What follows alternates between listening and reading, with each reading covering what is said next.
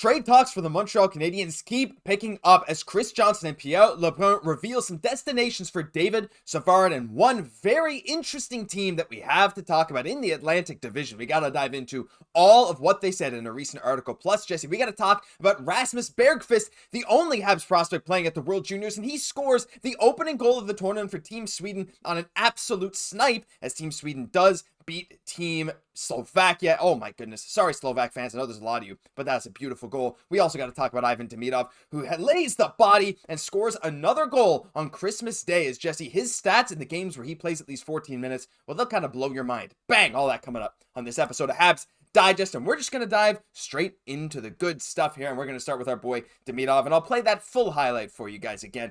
Jesse, Ivan Demidov has been on a tear as of late, goals in 3 straight games, this one coming on Christmas Day. We didn't get a chance to talk about it, but my gosh, as he looked good, laying the body with this smaller 5'11 frame as well, getting back to that one-time side, and it's not just that, we have some stats that dives a bit deeper into his production in games where he gets minutes. In 14-minute plus games, there's 10 of them this year, he's got 12 points. He's got 20 points in 21 games with at least 10 minutes time on ice. In any game where he plays less than 9 minutes and 14 seconds, he's only got 1 point total. Jesse, his production has been picking up. It's pretty simple. It's a simple recipe for Roman Rottenberg. He plays more, he scores more. It's been unreal to watch this latest stretch as well. Again, 4 points in 3 games. Some SK fans are even getting upset too. They're saying that we need to play Demidov more if we really want to win this championship right now. And the fact is, he's getting a little bit more ice time after Hughes averaging 13 minutes 44 per game.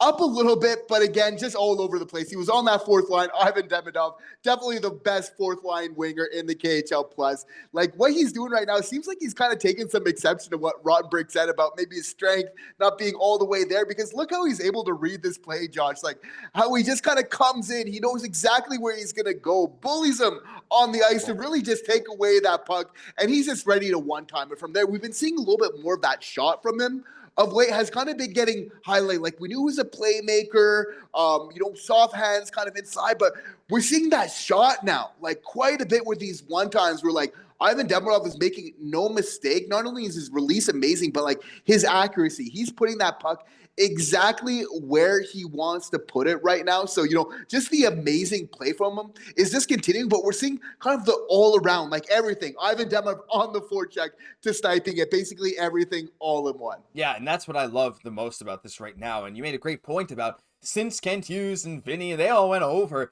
to talk to Roman Rottenberg, to talk to Demidov. He's had more ice time. He's been playing more again. He's been third, fourth line still, maybe the 13th forward coming up, who knows? But he's starting to put it all together. That physicality, that awareness to jump that play, we knew his hockey IQ was really high, but my gosh, the skill he's using, back-to-back one-timers from the right sides and back-to-back games, I should say. And I think I still have this clip of the shootout move too. That little skill from this 3-on-3 tournament, he's got incredible hands, he's got incredible touch, and he's got an incredible mind for the game. Just watching him progress has been an absolute pleasure. Let us know your thoughts on Demidov's progression down below. We'd love to hear from you, but it's not just him who we want to talk about today in terms of Habs prospects, Jesse. We got to mention our boy Rasmus Bergqvist, who, that's right, if you didn't know his name before today, now you do. He was a 7th round pick by Montreal in this past year's draft 2024. And we heard today, we saw him play top pairing in the pre-tournament game, even scoring a goal, I believe, against Canada in the pre-tournament game. But he's paired with a lottery pick from this year, Axel Sandin Pellikka. On the left side, Rasmus Bergqvist. And Jesse, what does he do to celebrate the occasion? Well, he goes out and scores Sweden's opening goal of the tournament as he led them to a 5-2 win. Sandin Pellikka even had this assist plus another goal himself later. But this perfect snipe under the Slovak goalie's glove.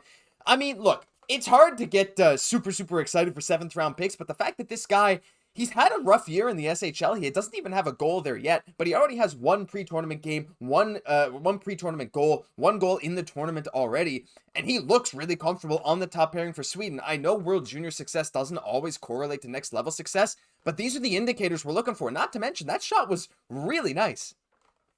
Yeah, especially that he's known more for his defensive game, which we don't want to get ahead of ourselves, Josh, but that's what the Montreal Canadiens need more of, is really those mobile guys, but that can really play more of that defensive game, which is more of his thing. He plays that physical, really mobile on the left side again. But we're showing, in this game here, only 1 point in the SHL this year, but he's getting a couple goals in back-to-back games here, like apparently a couple in the preseason games. And now as soon as the tourney is starting, right? So this is amazing to see.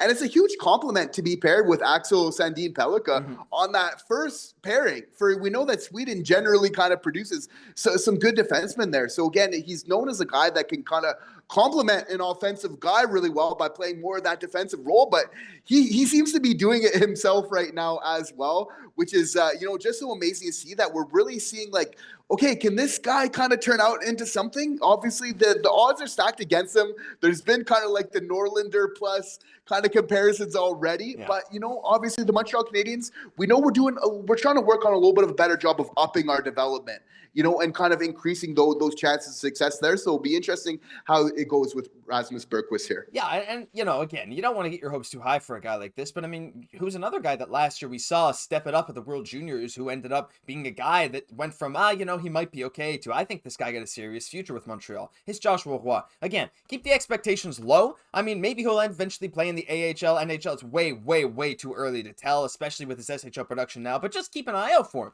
because having him be the only Habs prospect at this tournament, the eyes are going to be on him, and he's already shining when the lights are brightest. So really going to be really exciting to watch him play top pairing minutes, see how he does, and see if our perception of him goes from, seventh rounder kind of throwaway, see if it changes now as we lead into the future. So really, really cool stuff. But Jesse, it's time to get into the big thing of this video.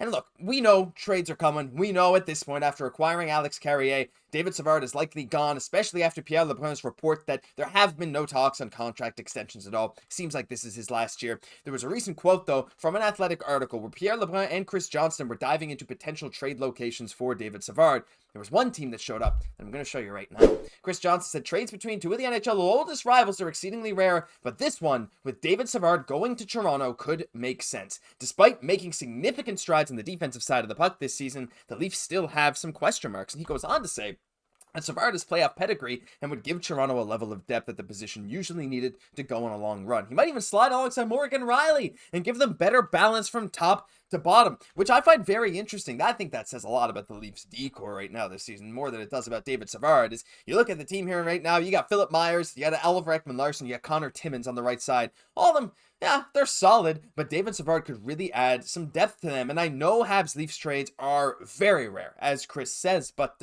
you can't deny that the fit is there, and they do make sense in terms of a team that needs a veteran right-handed guy who could really bolster their lineup. They do need it for sure. They need that defensive sort of player, especially on that right-hand side there. They are looking to play a little bit more of that defensive game.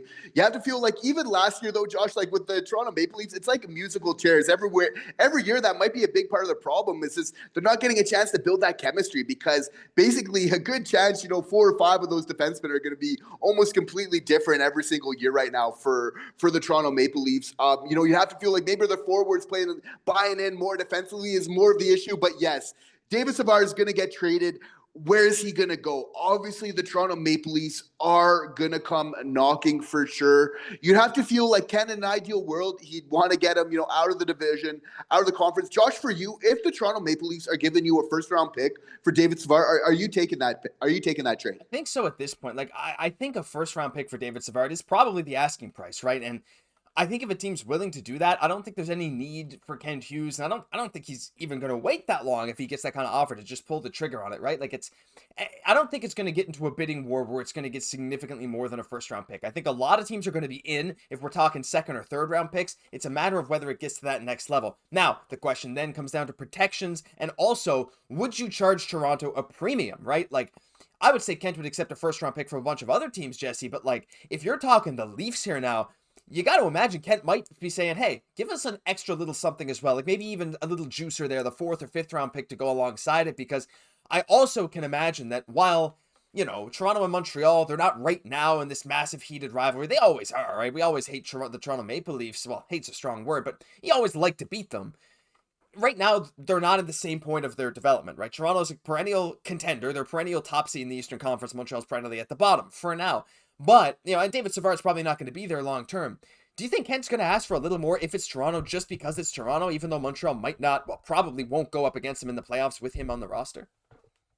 He would, and for sure, if that is the case with the Toronto Maple Leafs, and you'd have to feel like he'll be able to get that first round pick from another team, which I feel like if that is the case, then that's why it's probably the biggest likelihood that even though the Toronto Maple Leafs will be interested, that they probably will miss out on David Savard there as well. Obviously, they need more help defensively. I think there's some other things that kind of go into that solution for them as well. So that's why I see him going somewhere else, just because, preferably, Savard is a tough guy to play against. At the same time, he's not exactly where he was before, but he's blocking those shots. He's playing tough. So if you're trading a player like that away, preferably you want to trade him to a team where you're not going to be playing him all the time. I agree. And look, as much as I think it actually makes sense in a vacuum, I don't think it happens for the reasons you outlined. We'll have to wait and see, but there is another team that they mentioned that we will be talking about, I think, in a future video, but you might just have to wait, stick around to the channel to see that. And hey, if you want to stick around to see that video, hit the subscribe button down below. It's completely free. We still got daily Habs content. Took a day off for Christmas. I hope you all enjoyed that time with your families. But yeah, David Savard trade rumors, they are hot. They will stay hot, and we got you covered. But that'll do it for this episode of Habs Digest. If you enjoyed, like I said, leave a like, comment, and subscribe to the channel. You guys have been subscribing like crazy over the last month, and we could not appreciate it more. I'm Josh Gosse, my co-host, Jesse Poirier. We'll catch you in the next one.